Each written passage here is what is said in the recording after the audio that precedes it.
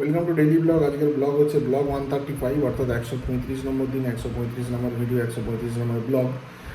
আজকের দিন হচ্ছে শুক্রবার, আজকের তারিখ হচ্ছে 11 এপ্রিল 2025, আর আজকের টাইম হচ্ছে রাত্রির 11টা 20। আজকে সকালে উঠেছি মোটামুটি 9টা নাগাদ। উঠেই মা ডাকাডাকি করছিল, এবার উঠতে একটু দেরি হচ্ছিল, কেননা অলরেডি আগের দিন বাড়িতে ইলেকট্রিকের কাজ হচ্ছে, প্রচণ্ড মানে কী বলবো, শরীরের ওপর ধকল পড়েছে। কেন কন্টিনিউ আমি যে কাজ করছি ইলেকট্রিশিয়ান, তার সঙ্গে হাঁটাচলা করছি, ঘোরাঘুরি করছি, যে জিনিসগুলো দরকার সেগুলো দিয়ে দিচ্ছি, কোনটা পাওয়া যাচ্ছে না সেটা খুঁজতে হচ্ছে, বা ওর সঙ্গে সঙ্গে থাকতে হচ্ছে। কোনো জিনিস যদি দরকার পড়ে সেগুলোকে যোগান দিতে হচ্ছে, এইসব ব্যাপারগুলো মেনটেন করতে হচ্ছে, তাই ওর সঙ্গে সঙ্গেই থাকতে হচ্ছে। এবার এমনি আমার শরীর প্রচণ্ড 3-4 দিন যাবো প্রচণ্ড খারাপ আছে। নোজাল ড্রপ দিয়ে দিয়ে যাচ্ছি, যাতে মানে ব্রিদিং প্রবলেমটা না হয়, কারণ নাক জাম হয়ে গেলে নিঃশ্বাস নিতে প্রবলেম হচ্ছে। এবার সেই নিয়ে প্রবলেম তো চলছে, এবার সেই জন্য মানে শরীরের উপর জার্কিং পড়ে যাবে, সেই কারণে ঘুম থেকে উঠতে খুব লেট হচ্ছে। এবার উঠে যেটা মা বললো যে অলরেডি ইলেকট্রিশিয়ান চলে এসছে, তা আমি সঙ্গে সঙ্গে মুখ হাত পা ধুয়ে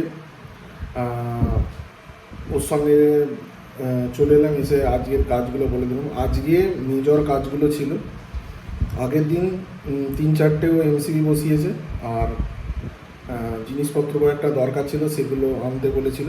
এবার বৃহস্পতিবার বলে আগের দিন আনতে পারিনি, আজকে শুক্রবার এনে দিতে হয়েছে ওকে। এবার সেই জন্য কাজগুলো করছে। আমাদের ব্যাপারটা হচ্ছে আমরা নিজেরা জিনিসপত্র নিয়ে চলে আসি, যেগুলো রিকোয়ারমেন্ট থাকে মিস্ত্রি বলে দেয়, এবার তারপরে কাজ যে যেমন হয় হয়। এবার আজকেও সকাল 9টায় চলে এসে কাজ চালু করে দিয়েছিল।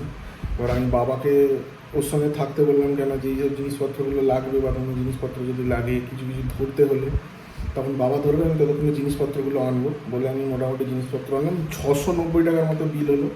তার কিছু আনতে হয়েছে, একটা এমসিবি আনতে হয়েছে, কেন কলের লাইনটাও জুড়ে দেবো। দেখ, ওর ডিটেলসে আমি ঢুকছি না, ওটা না জানলেও হবে, খুব একটা রিকোয়ারমেন্ট নেই ভিডিওর মধ্যে বলার। এবার সেই সব জিনিসপত্রগুলো নিয়ে এলাম, নিয়ে এসে একটু তেলও ভরতে গেছিলাম। আর লাকিলি মানে গাড়িতে এতই তেল কম ছিল যে প্রথমে আগে কোনাঘাটা গিয়ে ফুয়েলিং করতে হলো। ফুয়েলিং করতে গেছি আমি, যেই পেট্রোল পাম্প থেকে ফুয়েলিং করি সেই পেট্রোল পাম্পের মানে নজল দুটো খারাপ হয়ে গেছে। এবার ওরা ওখানে দাঁড় করিয়ে নজলগুলো ঠিক করলে, এবার আমাকে বলছিল ও ফুটে চলে যাওয়ার কথা। এবার আমার ওটা ভালো লাগছে না, এমনি শরীর খারাপ, আমার মানে এনার্জি কম আসছে, বেশি ঘোরাঘুরি করতে ইচ্ছা করছে না। আমি আর ওপাশে অন্যদিকে যাইনি, কারণ অন্যদিকে যেতে গেলে আমাকে ব্যাকে গিয়ে আবার দেউলটি দিয়ে ঘুরে আসতে হতো, অনেকটাই ডিস্টেন্স আর কি।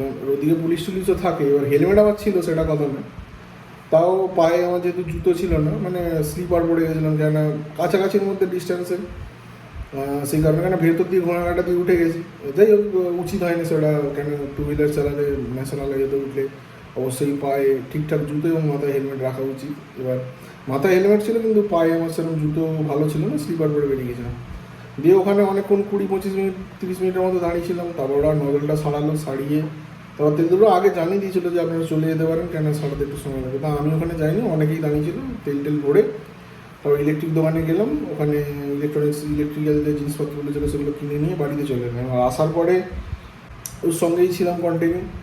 প্রথমে এমসিবিগুলো করা হলো, ওপরের এমসিবিগুলো করলো, তারপরে নিচে প্রবলেমটা হলো কি, ওই এসির একটা সুইচ বোর্ড ছিল। এবার এখন মডিউলার সুইচের যা প্রবলেম হয় যে জেনারেলি মানে কী বলবো, মানে একটা জেনারেল শেপ থাকে, যে এই শেপে সব সুইচ বসে যাবে, যে কোনো সুইচই আনো, বা সুইচ বোর্ডটা একটা জেনারেল থাকে যাতে যে কোনো সুইচ বসে যাবে।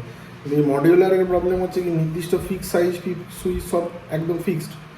এবার সেইগুলো প্রবলেম হয় কি, মানে তোমার যদি যে কোনো একটা জিনিস যদি তুমি না পাও, বা যদি জিনিসটা ড্যামেজ হয়ে যায়, পরে তুমি ওই সেম জিনিস এনে করতে পারো না, পুরো সেট চেঞ্জ হবে। এবার আমিও সেটা কিনে আনলাম, অবশ্যই এটা মনে মনে একটা চাপ ছিল যে না হতে পারে, এসে দেখলাম না ফিটিং হচ্ছে না। এবার আলটিমেটলি মোটামুটি ওরা ওই ভেতরে একটা কালো শেপের প্লাস্টিকের জিনিস থাকে, ওর ওপর দিয়ে বসিয়ে দিয়েছে, দিয়ে আমাকে পরে বললো যে এটা পুরোটা চেঞ্জ করে দিতে হবে, পুরোটা মানে বক্স সুইচ প্লাগ সব পুরো চেঞ্জ হবে, কোনোটাই আর লাগবে না। এবার পুরো জিনিসটা ওয়েস্টেজ হয়ে যাবে আর কি। তো ওটা যখন করবে তখন করে নেবে, আপাতত বসিয়ে দিল। দেওয়ার পরে নিচের অনেকগুলো এমসিবির কাজটা ছিল, ওগুলো সবগুলো মিটমাট হলো। 3টে নাগাদ আমাকে বললো যে এবার চেঞ্জারটার কাজটা ধরবে, খাওয়া দাওয়া করে না। এবার খাওয়া দাওয়া করে নিয়েছি। এবার তার আগে যতবার কাজ হচ্ছে ততবার জাম্পার ফেলে ফেলে মানে মেন অফ করে করে কাজ করতে হচ্ছে। দিয়ে তারপর যখন হয়ে গেল, আবার পরে চেঞ্জারটা ধরলো। চেঞ্জারের কাজটা একটু মানে সত্যি কথা বলতে ওরও একটু ডিফিকাল্টি ছিল, যে কারণে আমাকে বললো যে ইউটিউবে তুমি খোলো, খুলে ওর চেঞ্জারের ডায়াগ্রামটা থাকবে না। নর্মালি চেঞ্জার লোকের যেটা হয় যে টোটাল লোডটা চেঞ্জারে ফেলা থাকে, এবার শুধু মানে 1 মিটার থেকে অন্য মিটারে সুইচিং হয়। কিন্তু আমি যেটা বলেছিলাম যে আমাদের লোডটা ইউনিফর্মলি ডিস্ট্রিবিউটেড আছে, মানে হোম লোড বাদে বাকি যে লোডগুলো আছে মানে এসি বলো জলের পাম্প বলো সেগুলো ডিস্ট্রিবিউশন করা আছে, 2 মিটারে ফেলা আছে। শুধু হোম লোডটা থাকবে চেঞ্জারে, যেটা সুইচিং হবে একটা মিটারের একটা মেন সুইচ থেকে অন্য মেন সুইচ, মানে একটা মিটার থেকে অন্য মিটারে সুইচিং হবে শুধু হোম লোডটা। বাকি লোডগুলো আমার ডিস্ট্রিবিউট করা আছে। তো সেটা ওর বুঝতে সমস্যা হয়েছে, বা মেবি হয়তো চেঞ্জারের ফাংশনালিটি ভেতরের যে ডায়াগ্রামটা সেটা ওর বুঝতে অসুবিধা হয়েছে। তো ও আমাকে যেটা বললো যে তুমি ইউটিউবটা খোলো, খুলে ওয়ারিং ডায়াগ্রামটা আমাকে দেখাও। বলে ও ব্যাপার ওয়ারিং ডায়াগ্রামটা বুঝলো, তারপর আমিও বুঝলাম কেন আমি বুঝতে পারছি ওর পুরোপুরি মানে 100% জানা নেই এই ব্যাপারটা নিয়ে। এবার আমার ব্যাপারটা হচ্ছে, আমারও একটা প্রবলেম হচ্ছে, যেহেতু আমি ওকে বলেছি যে আমার এরকম রিকোয়ারমেন্ট চাই, আমারও জানাটা দরকার। এবার যতক্ষণ না আমিও বুঝতে পারছি, আমিও জিনিসটা নিয়ে একটু হেজিটেট করছি। এবার যখন ব্যাপারটা আমিও বুঝতে পারলাম তখন আমি বললাম ঠিক আছে তুমি করে দিতে পারো এরকম বলে ওটা করলো। এবার ওটা করতে গিয়ে প্রায় ঘন্টা 3-এরও বেশি সময় লেগেছে, 3-3.5 ঘন্টা সময় লেগেছে। এবার কনস্ট্যান্ট 3 ঘন্টা কারেন্ট অফ ছিল। এবার বোনের একটা পরীক্ষা ছিল, এবার পরীক্ষা দিয়ে এসেছে গরমে গরমে, আসার পরে কারেন্ট অফ থাকার কারণে ও খুব রেগে গেছে। এবার মাও খুব রেগে গেছে। এবার 3-3.5 ঘন্টা যেহেতু ওর মানে কষ্ট হচ্ছে, মা ওটা নিয়ে খুব চিন্তিত আর খারাপ লাগছে। এবার আমার ওপর রেগে গেছে। এবার আমি ব্যাপারটা বোঝাতে পারছি না যে কাজটা তো কমপ্লিট করতে হবে, না কাজটা কমপ্লিট না করলে তো হবে না, কেন জিনিসগুলো সব খুলে ফেলেছে কানেকশানগুলো। এবার যতক্ষণ না প্রপারলি কানেকশান দিতে পারছে ততক্ষণ কিছু করার নেই।